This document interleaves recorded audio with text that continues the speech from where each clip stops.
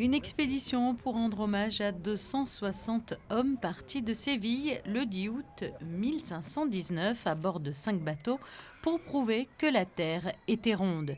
Financée par le Royaume d'Espagne et commandée par le navigateur portugais Fernand de Magellan, puis par l'explorateur espagnol Juan Sebastián Elcano, cette expédition durera 3 années et seuls 18 hommes rentreront en vie.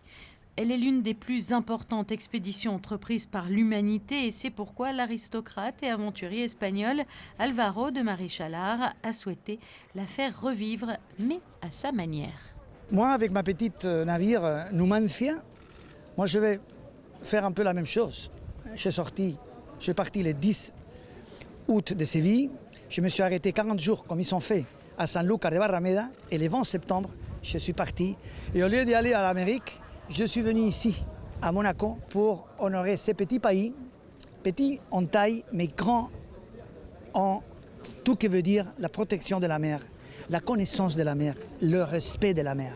Parce qu'à la fin, ces gens, il y a 5 siècles, et n'importe quel navigateur, on adore la mer. Pourquoi? Parce que la mer, à la fin, c'est 70% de la surface de notre planète.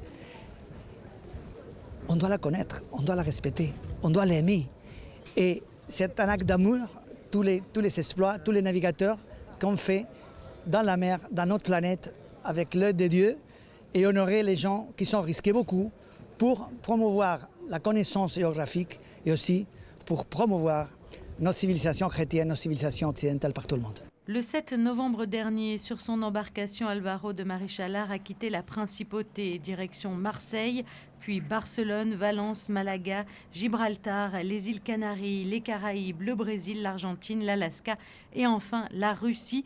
Un périple qui devrait durer un an et demi. Un tour du monde hors du commun pour Alvaro de Marichalar qui exige une forte détermination et beaucoup de courage.